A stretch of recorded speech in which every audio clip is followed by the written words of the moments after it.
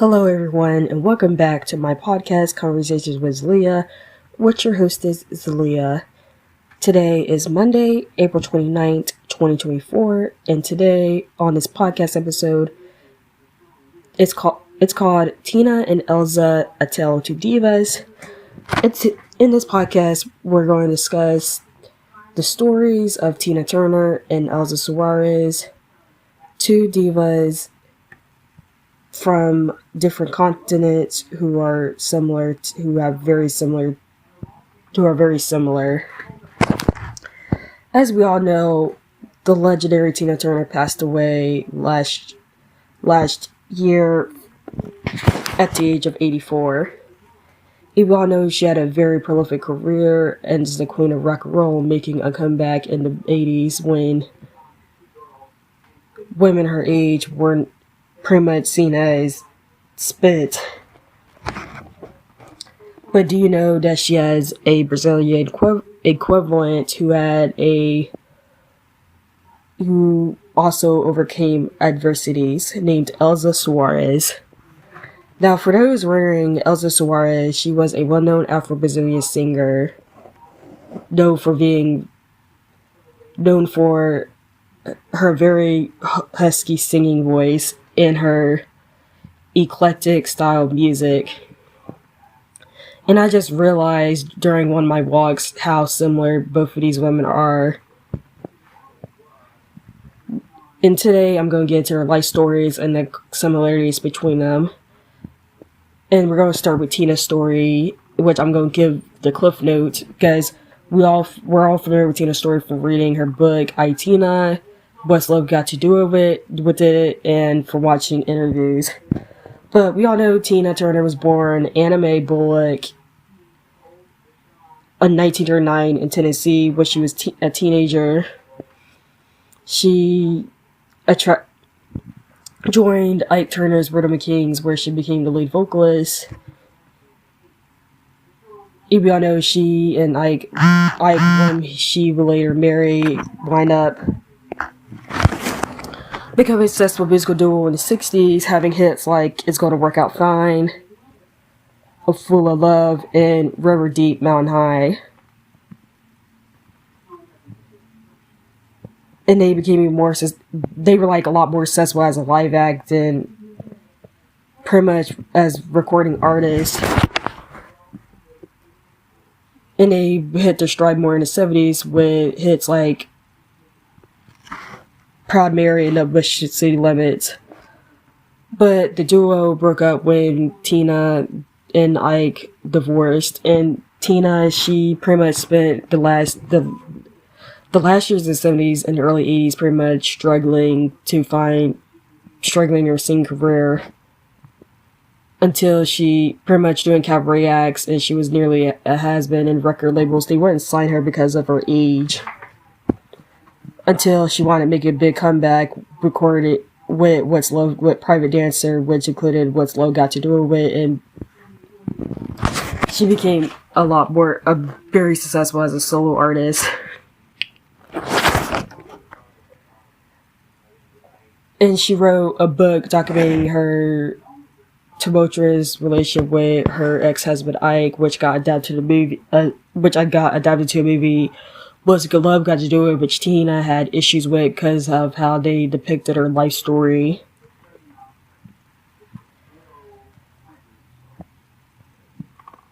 And Tina, she spent the last years of her life in Europe until she passed away in May of last year.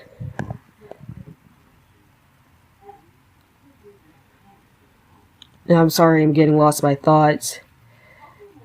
And then there's her Brazilian counterpart, ElzaSoares. ElzaSoares was born in the Padre Miguel favela in 1930, which we don't know exactly her birth year. And Elza has gone on record saying that her only parents know her birth year, but we're just gonna go with 1930 as the year of birth. But what we do know is that she and her family grew up. She and her family, they lived in a favela, where she spent most of her childhood at. And for those that are non-Brazilian listeners do not know what favela is, a favela is pretty much a shanty town inhabited by a good chunk of the Afro-Brazilian population that has poor conditions and probably not and poor living conditions, among other things. And if you watch City of God, you would be familiar with what a favela is. In fact, the Brazilian version of They Don't Care About Us was filmed in a favela. It was stated that when Michael filmed the video there, that led to the living conditions being improved there at the favela. But back to the story, Elza, by her own account, she stated that she had a very destroyed childhood, which was cut short when, at the age of 12 or 13, she was forced to marry a man that violated her, named ElzaSoares. And they had 6 children. 2 of them died when they were infants, and 4 that lived to infancy, though one of them was given up for adoption, which were João Carlos, their son, Gilson, and Gilma. And if I messed up those names, please forgive me. And the start of Elza's singing career was at a contest hosted by Ari Barroso, where she joined the contest wearing an outfit, a dress held up by clothing pins, and when Ari asked her what planet did she come from, she stated, and I'm paraphrasing, I'm paraphrasing, I'm come from the same planet as you, planet hunger, and then wow the crowd with her singing voice. Then when she was in her early 20s, and she wanted winning the contest as well. When she was in her early 20s, her husband passed away, leaving her as a single mother and a widow. And she had a lot of struggles in her singing career, despite touring in Argentina because of her being a black woman, until Sylvia Tells recommended her to her husband, Lucio de Oliveira, which led to her releasing the song Say, and I hope I don't butcher the name of the song wrong, but it's a well-known song that pretty much showcased her husky singing voice, called Se Acaso Você Chegasse. And she became a very popular singer.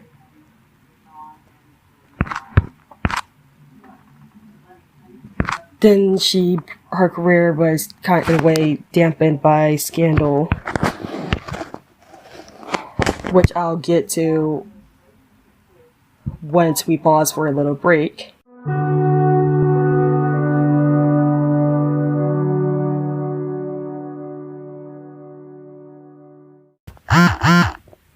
Welcome back to my podcast, and before I continue on with Elza's story, I just want to add a simple little edit.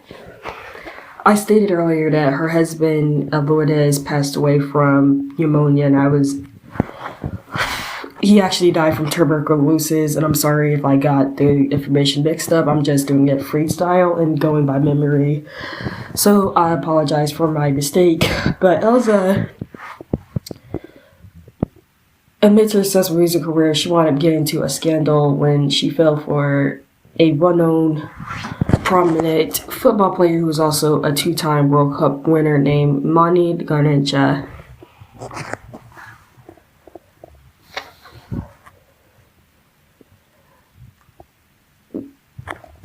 Now, Elza, she met Mani when he needed her to sponsor him for a contest so he can win a car. Which a lot of information I will be using is from books and articles I read. And Mani, despite having a wife named Nair and a bunch of daughters back 8 daughters back in Paul Grande. He was a womanizer.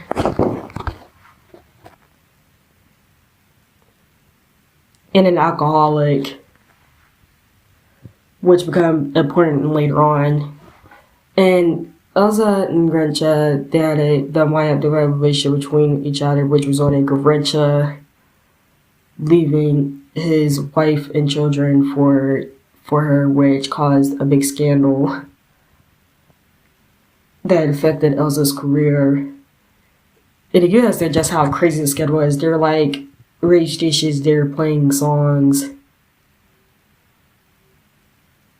that discuss cheating or leaving, pretty much infidelity, and men abandoning their wives for their mistresses.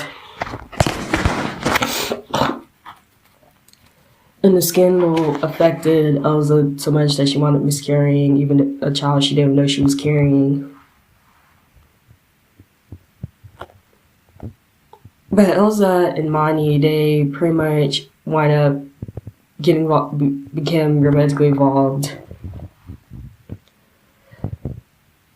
But things eventually got downhill from there. Like, for example, Elza, she was targeted by the military dictatorship that was installed because she sang a jingle for Jacques Goulart and did a performance for Jacques Goulart the day he resigned, and or something to that effect, which led to some military men coming to her home and ransacking it. Then Mani's got real, which was a big part of their relationship. Mani was an alcoholic, and Elza tried her damnedest to pretty much curb his drinking to no avail. And Manny pretty much, and Grincha falling off his career probably put more fuel to the fire. And things got worse even after Elza and let me go back. And it culminated in him getting involved in a car accident that claimed the life of Elza's mother, Rosalia, in which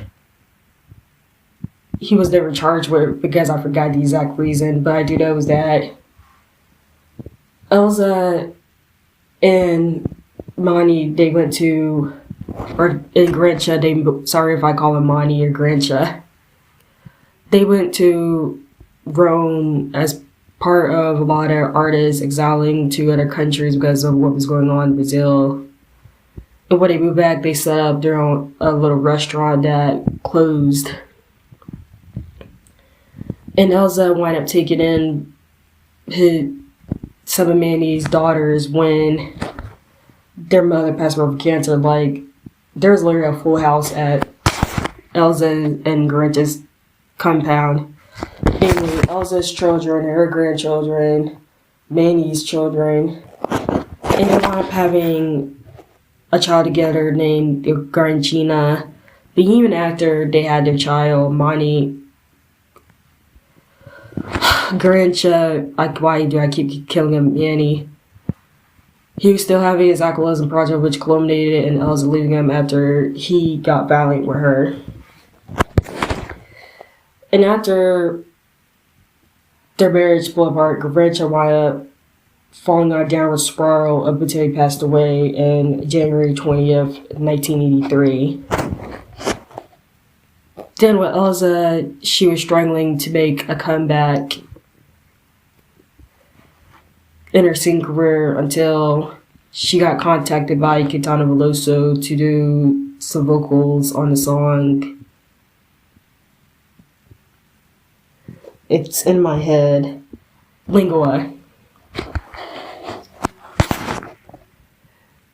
and doing guest vocals on her artist songs. But tragedy struck once again when Garanchina, her son Garancha, wound up dying in a car accident.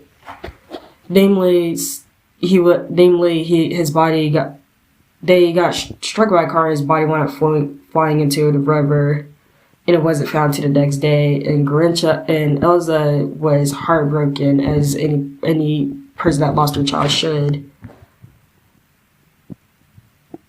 It had caused her to go on a downward spiral.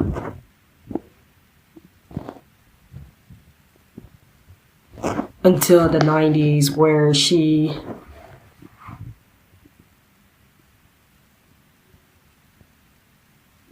got a big boost in her career, where she was declared the best singer of the millennium by the BBC. And she made a huge comeback in the early 2000s with the album Do Classics ad Pescoço, which gave us one of the hits being A Carne.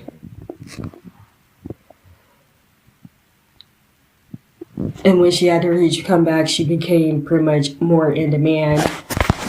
Continued to release eclectic albums all throughout the 2000s and 2010s, like A Mulher do Fim do Mundo,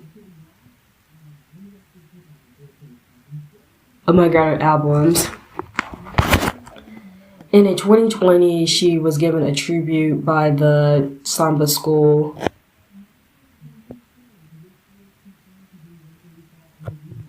And I forgot the name of the Samba School is in my head.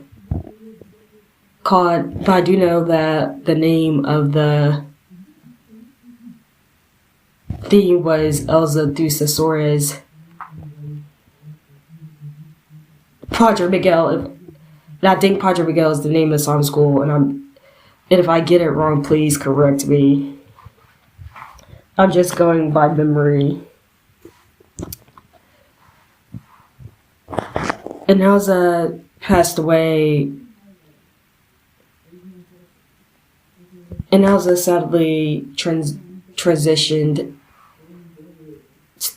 / joined the ancestors on January 20th, 2022, which coincidentally was the same day Garancha died.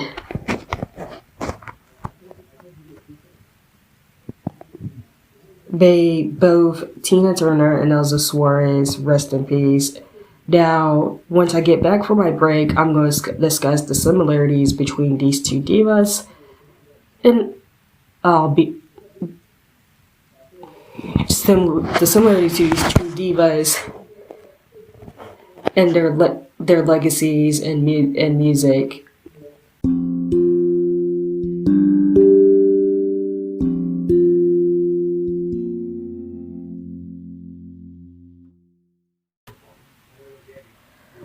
Hello here, just to make a little editing.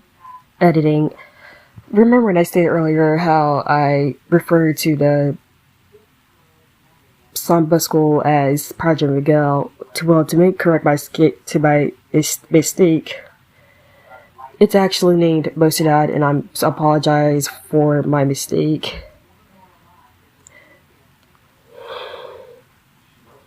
I always get certain things mixed up when I go by memory. I probably need to start writing a script the next time, but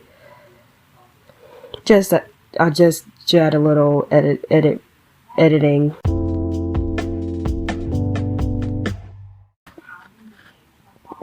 Hello guys, welcome back to my podcast, and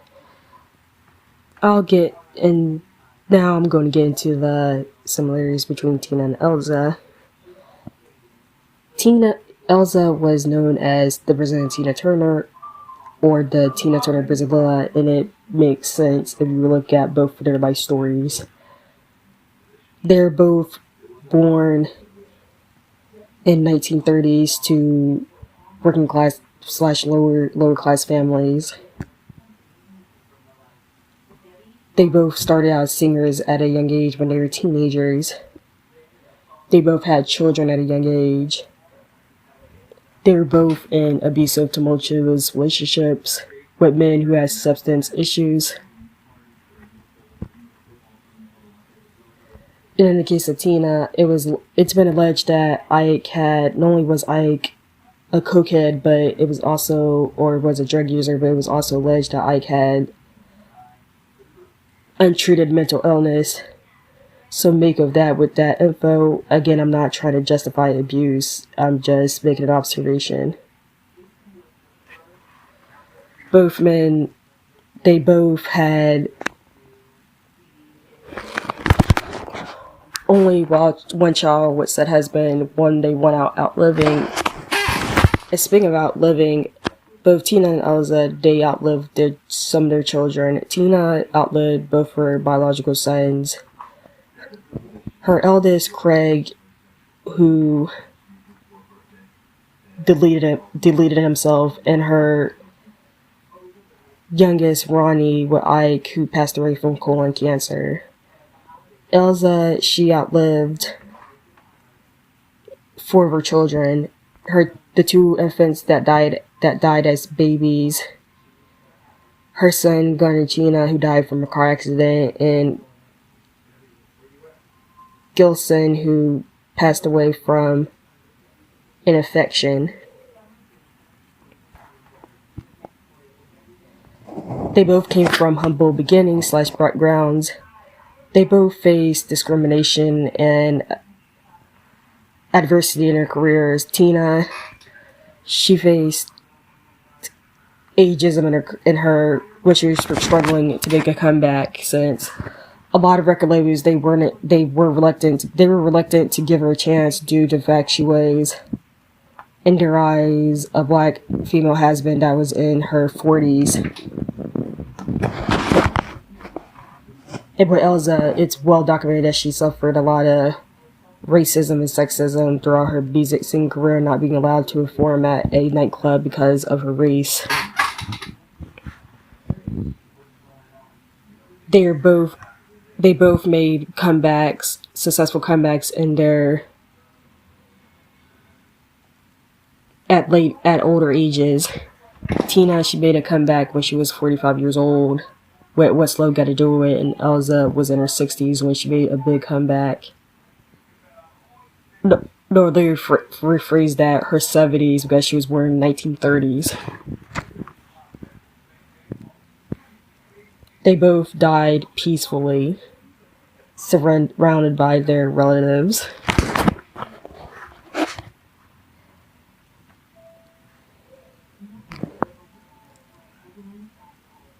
And they both had what's the word I'm looking for? They both have definitive singing vocals. No, what's the best way to phrase it? They both have distinct singing voices, both which fall on the huskier contralto range.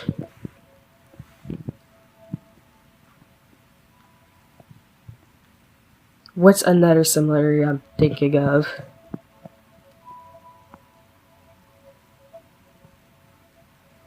And last but not least, they're both well-known legendary black female singers or artists, and were still alive to get their flowers.